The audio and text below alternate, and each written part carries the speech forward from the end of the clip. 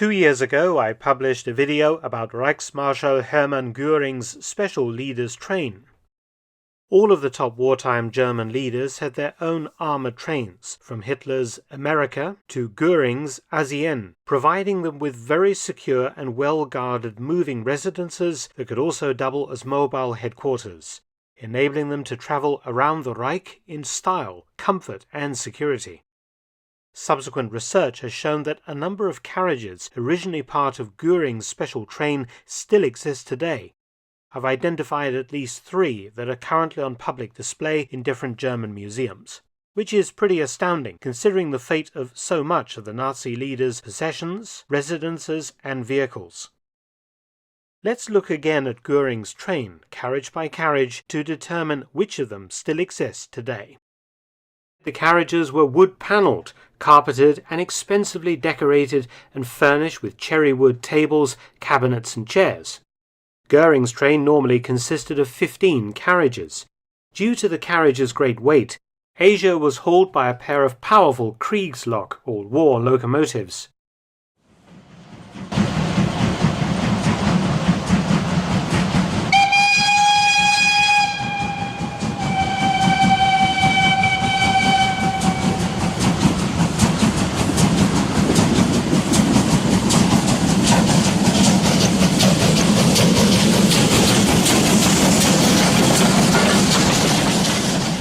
Immediately behind the second engine was a Flakwagen, a special carriage mounting 2 quad 20mm Flak-Vierling 38 anti-aircraft guns. There was another Flakwagen at the other end of the train. The special carriages were designed by the Luftwaffe and were standard on all Nazi leaders' trains. The guns would be raised up on a special platform to stand off a strafing or bombing attack by Allied aircraft. Each Flakwagen had 5 crew compartments for 17 gunners, drawn from the 9th Regiment General Göring. Behind the front Flakwagen was a utility and service carriage, then a luggage carriage. This carriage contained rooms to store Göring's many uniforms and civilian suits, decorations and medals, weapons and other accoutrements. Next was Göring's personal Pullman carriage, which included 2 large bedrooms, and a full bathroom with an outsized porcelain bathtub. There was also a dressing room, servants' quarters, and a sitting room. The sitting room was often utilized as a cinema. The next carriage along was the Göring family carriage, which would be used occasionally if his wife Emmy and daughter Edda were travelling with him, plus space for servants and bodyguards. This carriage still exists, Salonwagen 10205. Though a total of 13 carriages were built for Nazi leaders' trains in 1937, including 3 so-called Salonwagens, each leader had some opportunity to personalize his own carriage. Göring's 10205 had a front and rear salon, with bookshelves installed between the 2 rooms. Göring's Salonwagen was the only one of the 3 to be built for Nazi leaders' trains to have a desk. A bathtub was built into a room in the middle of the carriage, a special type called a sitting bathtub, linked by a corridor to bedrooms 1 and 2. This carriage was originally to have been Göring's personal salon carriage, but he found its accommodations too cramped. His bedroom was too small for his liking, and his bathtub also too small for his girth, so he had a different salon car designed and built, but 10205 continued in use on his train Asia. And after 1940 was downgraded for use by his wife and daughter.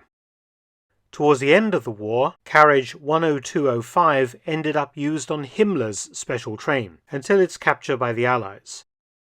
On the 1st of June 1945, Salon Car 10205 was moved to Frankfurt for use by the Americans, and in 1949 was handed over to the West German authorities, and in 1953 it became part of the Federal Chancellor's train, including visiting Moscow in 1955, during which Konrad Adenauer negotiated the release of the last German prisoners of war held in the Soviet Union.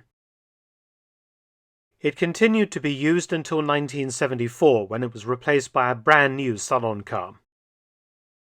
Up until 1990, Göring's old carriage was rented out. including being used by rock star Eric Clapton during his tour in Germany, before being donated to the House of History in Bonn, where it is displayed today.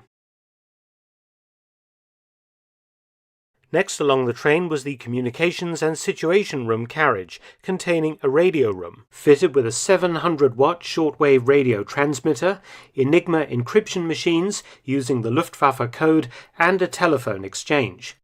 Phones could be used when the train was sitting in a station, as the train was simply plugged into the German landline telephone network run by the post office. In this carriage there was a conference room, dominated by a large portrait of Adolf Hitler. Göring used this room for meetings with generals and dignitaries and planning conferences. Göring loved his food, and behind the communication carriage was his special dining car. All dining cars on Nazi leaders' trains were provided by the Metrobug company, using their own specially screened waiters and chefs. This carriage also exists today, number 10241. Built in 1937, it consisted of 2 dining compartments and 2 kitchens. The outer dining room had seating for 10 people, the inner room for 14. A dividing panel could be removed to create one very large dining room. Originally the kitchens had coal-fired ovens, but when parked inside tunnels as a precaution against air attack, Göring was bothered by the coal smoke that filtered down the tunnel and into the various compartments, and in 1941 electric ovens were installed. 10241 was handed to the British at the end of the war, and in 1947 the British changed the internal layout, and in 1964 it was changed again by the Germans and upgraded as a support car for the German president, and also fitted with a radio system. It was part of several trains that carried important VIPs, including President Charles de Gaulle of France in 1962 and Willy Brandt in 1970. And was part of the special train that carried Queen Elizabeth II and Prince Philip during their state visit to West Germany in 1978. A train, incidentally, that was made up of carriages from several former Nazi leaders' trains. Retired in 1978, today it is on display in Koblenz. Behind the dining car was a sleeping carriage for close aides, staff, and more bodyguards. One of Göring's guest sleeping carriages also exists today. It is one of a pair constructed in 1938, the other used on the Luftwaffe High Command train codenamed Robinson. The carriage contained 8 sleeping cabins and a breakfast room. A toilet also existed between the breakfast room and bedroom number 1. Bathroom facilities were limited to open wash basins in each cabin. In March 1941, all the bedrooms were upgraded to include desks and filing cabinets. Both of these sleeping carriages were captured intact by the US Army at Berchtesgaden Station, where Göring had ordered his trains evacuated full of his art treasures and personal effects from Carriagehaus, his huge estate outside Berlin, that by April 1945 was threatened by the advancing Red Army. Carriage 10223 was taken over by the Americans, while 10234 went directly into the rolling stock of the new German railways.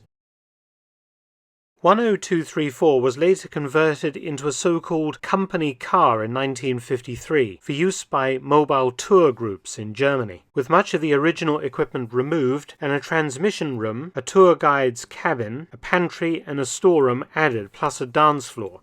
Externally, the carriage was repainted burgundy red.